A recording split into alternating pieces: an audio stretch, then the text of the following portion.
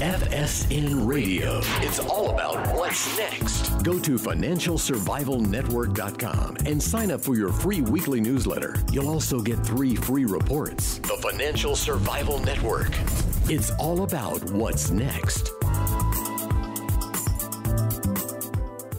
Welcome. You are listening to the Financial Survival Network. I'm Kerry Lutz, and today is March 29th, 2017. We're 9 weeks in. What's the state of the Trump presidency? Here to discuss is former Congressman John LeBoutillier. John, it's been a while. Welcome back. Kerry, it has, and it's been too long a while, and I'm happy to be back with you on your wonderful show. How are you? Great. Everything is good, and, well, I don't know about the State of the Union, but it's definitely interesting, isn't it? Oh, yeah. There's a lot going on. One of the more active first 9 weeks. I'm going to say 100 days would be 7 into 100 is like what? 14 and a half, call it. Weeks. Yeah, so I think we're at 60. I don't know how many days we're in now. Seems like forever. 9 weeks last Wednesday. So we're coming up on 70 days. Yeah, 70 days. So 70% of the first 100 days. So, the topic that we could discuss would be, taking a look at so far, where is Trump at? And I would say it's a mixed bag. There's some very good things. The Gorsuch appointment to the Supreme Court, I give that an A+. I can't think any person could look at this guy and not say totally 1,000% qualified to be on the Supreme Court. And I think most of the cabinet picks have been dead on good picks. Mm-hmm. And I think the president should be commended for all of that. Right. I don't think that it's been great in the White House staff. I think the White House staff is frankly minor league. There's no heavyweight in there who really knows how government works and how the federal government especially works and can tell the president the things the president ought to hear, whether he likes them or not. Every president needs to hear things that he may not want to hear, but he's got to hear it. And to have sycophants who just tell him what he wants to hear doesn't help any president. And they all of them have these sycophants around them. I know. And they need a Jim Baker, a Leon Panetta, a sharp guy with experience who can say to the president, sir, with all due respect, this little tangent you're going on is a huge mistake.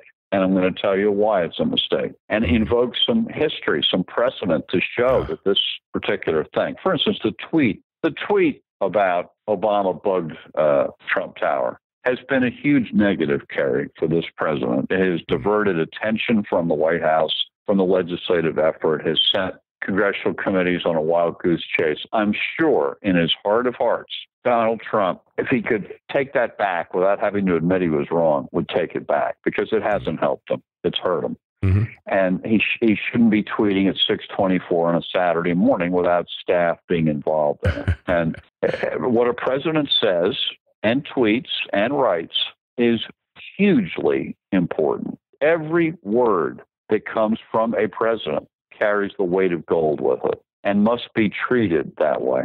And Trump's a little cavalier with that Twitter finger, and lately he's been a little more careful about it because I think he knows that they got him into some trouble. Hey, when I met Trump, I did a couple of minor cases for him dealing with his casinos. That's always been my fear, is that he's been surrounded with yes men. But what I did notice is what I thought I noticed during the campaign is that he took guidance and grew through the campaign, because when one set of people wasn't working, they got replaced with a more effective set. And I think that's what you're going to see here, John, when he realizes it might take him a while to come to the conclusion that, hey, Reince Priebus, who I don't believe he could have gotten through the election without, because Priebus basically delivered Michigan, Ohio, and Wisconsin to him. Without him, he wouldn't have won. I'm convinced of it. So, but Priebus is way out of his depth here as chief of staff.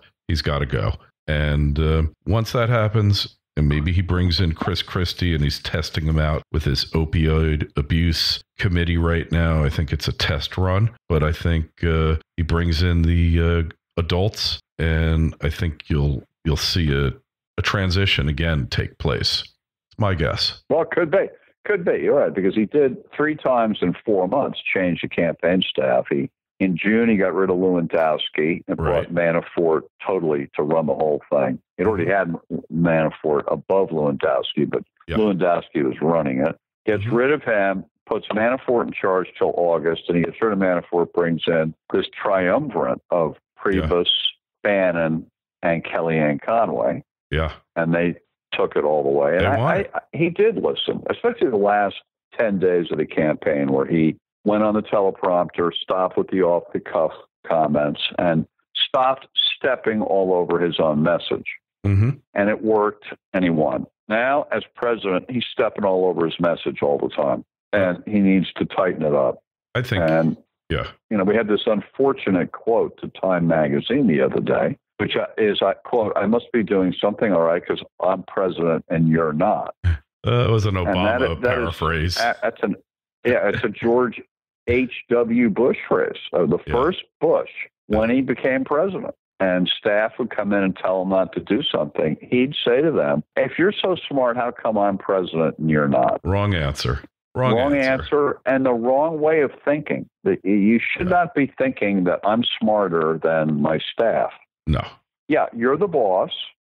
Surround yourself with people smarter than you is what you ought to do. That'll make you smarter.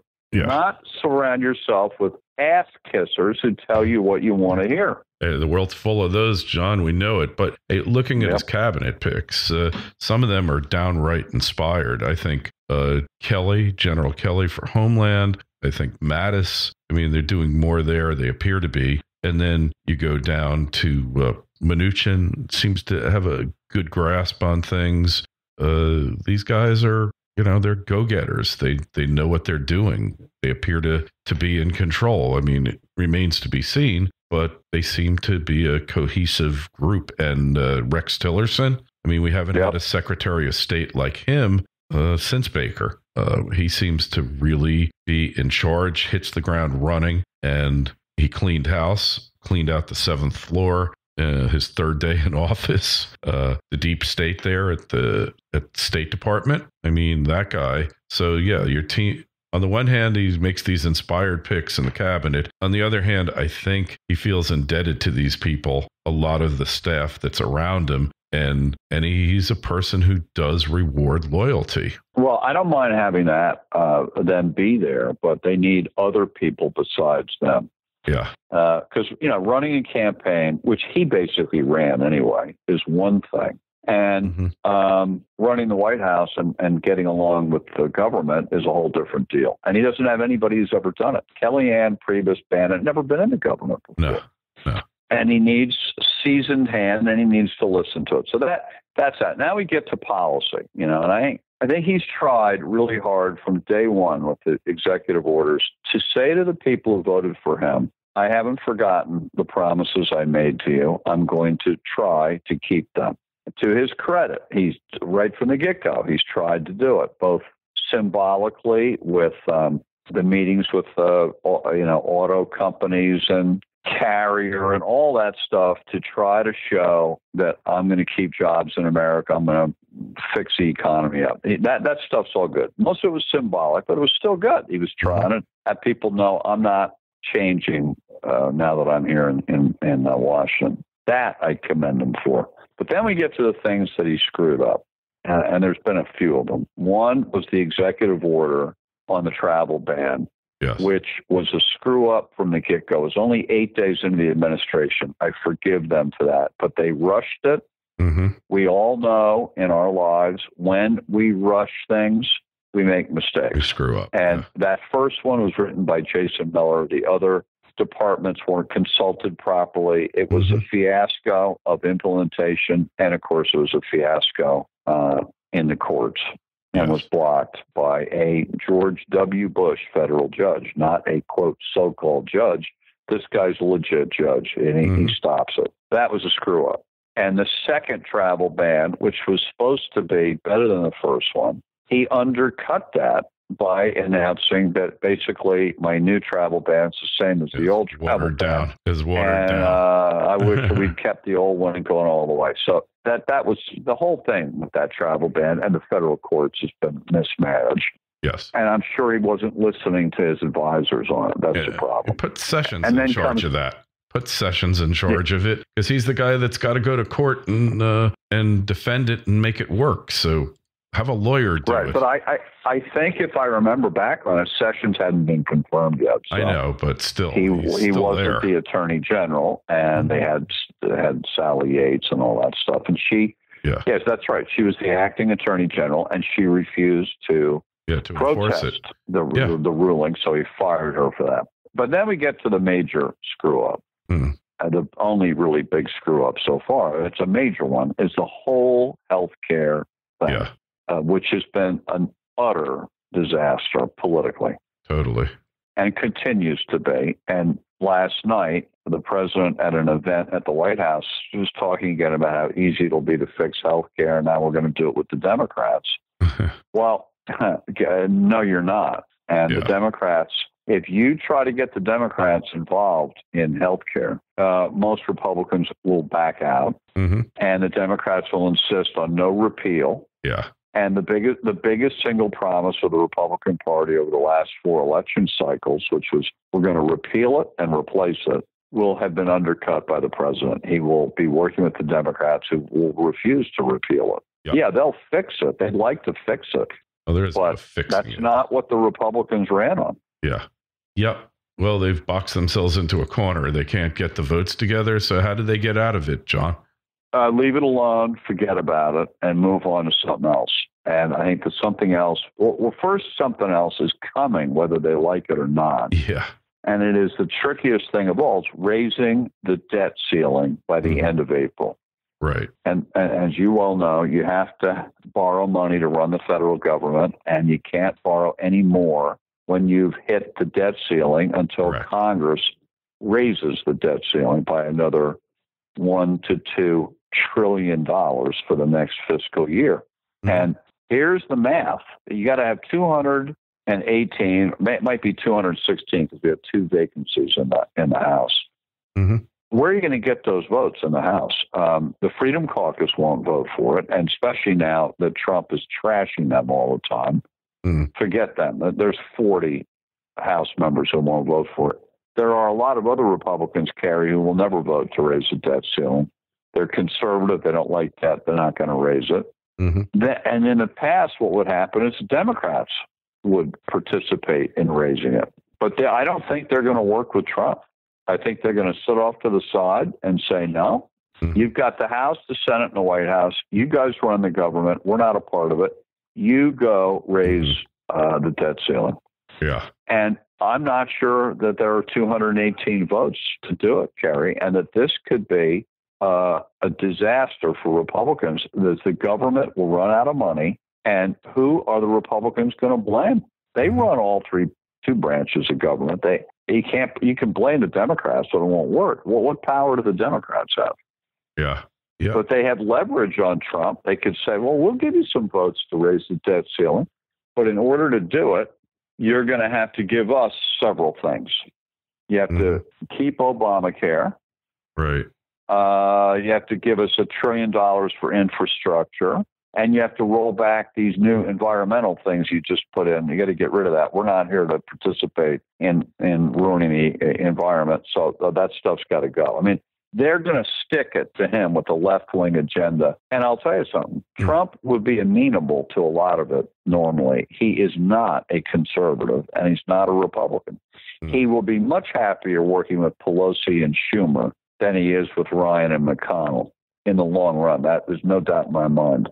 Whether he's ready to do it in the next month, I don't know. But he's headed in that direction. He's tweeting out. He's trashing the Freedom Caucus every day in tweets. How smart is that? He needs their votes, and he's trashing them. The Freedom Caucus snatched victory from the jaws of defeat. No, defeat from the jaws of victory. Yeah. But he tweeted that out. He's blaming them. They couldn't stand victory, blah, blah, blah. Well, we will see. But what about the executive orders rolling back all these Obama misguided, ill-begotten Obama policies? I think those have been, like I said, most of them are very good because he was trying to keep faith with his voters, which he promised to do. Now, a lot of those executive orders are more symbolic than they are substantive. Ultimately, to fix the things that Obama screwed up, which are immigration, health care, all that, you've got to fix that through the legislative process. Yeah, of course. And we're off to a rocky start based on the health care thing. Yeah. Yeah. Well, hey, we're only 70-something days in. So a little too early, rumors of his death or demise are greatly exaggerated, right? You never know. Definitely greatly exaggerated. But I will say this. If I wanted to get snarky about it, I would say we were told 10 months ago, quote, only I can fix these problems. That was the exact quote. Only I can fix it was in his convention speech last summer. Only I can fix it. Nobody knows more than I do about ISIS. Nobody knows more about hacking than I do. The arrogance of this guy on many things has put him in a rough position today and is only going to hurt him even more because it isn't only I can save it. That's not the way our system works. Thank God it has to be a we of a president and a House and a Senate in order to change things. And right now he's been fumbling that. Yeah. And nobody knows more. How about the quote 2 weeks ago? Oh, we never knew how complicated healthcare was. Oh, really? I think we all knew exactly how complicated it was, except for him. Yeah. And he's now getting an on-the-job education. So I hope a lot of his supporters who thought this guy walks on water are beginning to realize he's a human being like the rest of us. Yeah. He makes mistakes like the rest of us. And in fact, he knows less about government and these issues than most of us do. John, and we're gonna be sitting around here waiting for him to catch up. He'll catch up, but he'll do what he's got to do. I'm just reminded of a Will Rogers quote when I was listening to you when he said, ignorance got us into this mess and ignorance will get us out. I love it. Right? Yeah. He had a lot of down-home spun wisdom, old Will Rogers. That's so good. Yeah. by all accounts, though, look, Trump shouldn't be there. By all accounts, by all odds, he was not going to win. And by all accounts, he defied all odds. And so, look, I don't have any great hopes because I've been through too many elections here, hoping that the next guy was going to do what the last guy couldn't. And you know what? They don't. It's never happened. Reagan was the closest we got, and he didn't get that much done. When you look at it in perspective, all he was able to do was step in front of the juggernaut and slow it down a little. So I take the promises with a grain. But, look, if he can cut back the EPA by a couple of, 20, 30 points and stop the regulatory juggernaut, nobody's going to get everything they want here. Let's face it, right? Nobody is going to be able to do that. Yeah. Thinking what you just said, I will say this about Reagan. He didn't stop the federal growth juggernaut. You're absolutely right. It grew. It just didn't grow at as fast a rate under Reagan as it had under Carter and would again under Clinton and Obama. But the big accomplishment in the long run for Reagan was he broke the back of the Soviet Empire. And because of that, it has changed all our calculations in both foreign and domestic policy because we don't need to spend as much on the military as we did during the Cold War. Therefore, we have more money for social things, and look what's happened with that. We didn't have enough. Never have enough. Yeah, never have government. Enough. But it's the guns and butter argument. You needed fewer guns and more butter after the Cold War ended. And politically, the demise of the Soviet Union has caused huge trouble for the Republican Party because in the past, all wings of our party, left, center, and right, found common ground in standing up to communism. And it united the Republicans. There were libertarians, there were conservatives, there were moderates. But at first, they were anti-communist, anti-Soviet people.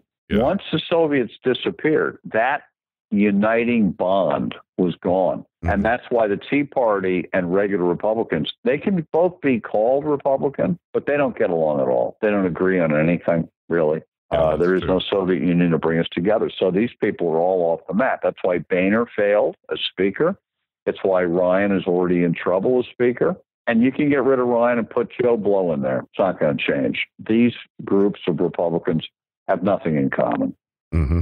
Yeah, this is very true. And maybe perhaps why both parties are headed for doom. But that's a story for another day. We're just going to have to see the way this is going to shake out. Where do we find you these days, John? I'm doing a podcast every week called Revolution _the podcast, which you can find at SoundCloud or at my site, johnlebout.com, JohnLebout.com. All right. Well, we will definitely feature your podcast on our site, financialsurvivalnetwork.com. Got any questions about this interview or others we've done? Send me an email, kl@kerrylutz.com, kl@kerrylutz.com. John, we'll talk to you again real soon. Be well. I hope so. Thank you, Kerry. Love being on, as always. FSN Radio. It's all about what's next. Go to financialsurvivalnetwork.com and sign up for your free weekly newsletter. You'll also get 3 free reports. The Financial Survival Network.